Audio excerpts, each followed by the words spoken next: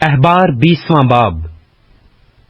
پھر خداوند نے موسیٰ سے کہا، تو بنی اسرائیل سے یہ بھی کہہ دے کہ بنی اسرائیل میں سے یا ان پردیسیوں میں سے جو اسرائیلیوں کے درمیان بود و باش کرتے ہیں، جو کوئی شخص اپنی اولاد میں سے کسی کو مولک کی نظر کرے، وہ ضرور جان سے مارا جائے۔ اہل ملک اسے سنگسار کریں، اور میں بھی اس شخص کا مخالف ہوں گا اور اسے اس کے لوگوں میں سے کاٹ ڈالوں گا، اس لیے کہ اس نے اپنی اولاد کو مولک کی نظر کر کے میرے مقدس اور میرے پاک نام کو ناپاک ٹھہرایا۔ اور اگر اس وقت جب وہ اپنی اولاد میں سے کسی کو مولک کی نظر کرے، اہل ملک اس شخص کی طرف سے چشم پوشی کر کے اسے جان سے نہ ماریں، تو میں خود اس شخص کا اور اس کے گھرانے کا مخالف ہو کر اس کو اور ان سبوں کو جو اس کی پیروی میں زناکار بنے اور مولک کے ساتھ زنا کریں، ان کی قوم میں سے کاٹ ڈالوں گا۔ اور جو شخص جنات کے یاروں اور جادوگروں کے پاس جائے کہ ان کی پیروی میں زنا کرے، میں اس کا مخالف ہوں گا اور اسے اس کی قوم میں سے کاٹ ڈالوں گا۔ اس لیے تم اپنے آپ کو مقدس کرو اور پاک رہو، میں خداوند تمہارا خدا ہوں، اور تم میرے آئین کو ماننا اور اس پر عمل کرنا۔ میں خداوند ہوں جو تم کو مقدس کرتا ہوں۔ اور جو کوئی اپنے باپ یا اپنی ماں پر لعنت کرے، وہ ضرور جان سے مارا جائے۔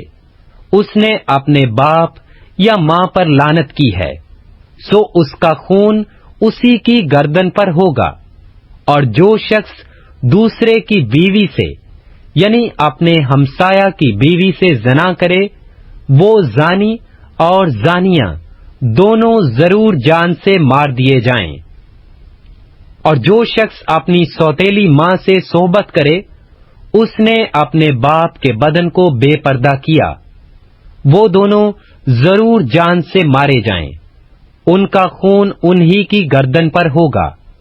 اور اگر کوئی شخص اپنی بہو سے صحبت کرے تو وہ دونوں ضرور جان سے مارے جائیں، انہوں نے اوندھی بات کی ہے، ان کا خون انہی کی گردن پر ہوگا۔ اور اگر کوئی مرد سے صحبت کرے جیسے عورت سے کرتے ہیں، تو ان دونوں نے نہایت مکروہ کام کیا ہے، سو وہ دونوں ضرور جان سے مارے جائیں، ان کا خون انہی کی گردن پر ہوگا۔ اور اگر کوئی شخص اپنی بیوی اور اپنی ساس دونوں کو رکھے تو یہ بڑی خباثت ہے، سو وہ آدمی اور وہ عورتیں تینوں کے تینوں جلا دیے جائیں، تاکہ تمہارے درمیان خباثت نہ رہے۔ اور اگر کوئی مرد کسی جانور سے جامع کرے تو وہ ضرور جان سے مارا جائے، اور تم اس جانور کو بھی مار ڈالنا۔ اور اگر کوئی عورت کسی جانور کے پاس جائے اور اس سے ہم صحبت ہو، تو اس عورت اور جانور دونوں کو مار ڈالنا، وہ ضرور جان سے مارے جائیں، ان کا خون انہی کی گردن پر ہوگا۔ اور اگر کوئی مرد اپنی بہن کو جو اس کے باپ کی یا اس کی ماں کی بیٹی ہو لے کر اس کا بدن دیکھے اور اس کی بہن اس کا بدن دیکھے، تو یہ شرم کی بات ہے، وہ دونوں اپنی قوم کے لوگوں کی آنکھوں کے سامنے قتل کیے جائیں۔ اس نے اپنی بہن کے بدن کو بے پردہ کیا، اس کا گناہ اسی کے سر لگے گا۔ اور اگر مرد اس عورت سے جو کپڑوں سے ہو صحبت کر کے اس کے بدن کو بے پردہ کرے، تو اس نے اس کا چشمہ کھولا اور اس عورت نے اپنے خون کا چشمہ کھلوایا، سو وہ دونوں اپنی قوم میں سے کاٹ ڈالے جائیں۔ اور تو اپنی خالہ یا پھپھی کے بدن کو بے پردہ نہ کرنا، کیونکہ جو ایسا کرے اس نے اپنی قریبی رشتہ دار کو بے پردہ کیا، سو دونوں کا گناہ انہی کے سر لگے گا۔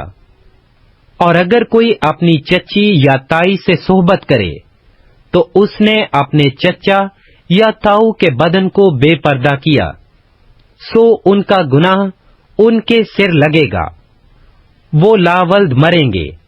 اگر کوئی شخص اپنے بھائی کی بیوی کو رکھے تو یہ نجاست ہے، اس نے اپنے بھائی کے بدن کو بے پردہ کیا، وہ لاولد رہیں گے۔ سو میرے سب آئین اور احکام ماننا اور ان پر عمل کرنا، تاکہ وہ ملک جس میں میں تم کو بسانے کے لیے لے جاتا ہوں تم کو اگل نہ دے۔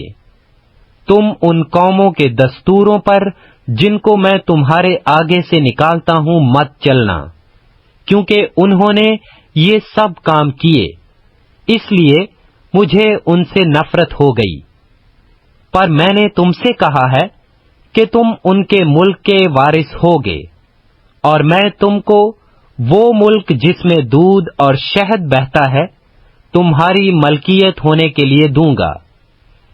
میں خداوند تمہارا خدا ہوں، جس نے تم کو اور قوموں سے الگ کیا ہے، سو تم پاک اور ناپاک چوپایوں میں اور پاک اور ناپاک پرندوں میں فرق کرنا۔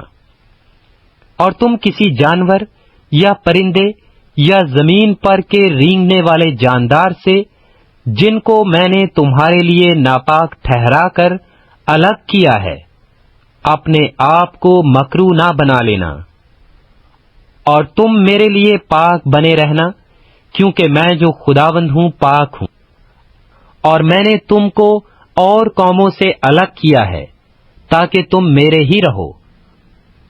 اور وہ مرد یا عورت جس میں جن ہو یا وہ جادوگر ہو تو وہ ضرور جان سے مارا جائے۔ ایسوں کو لوگ سنسار کریں، ان کا خون انہی کی گردن پر ہوگا۔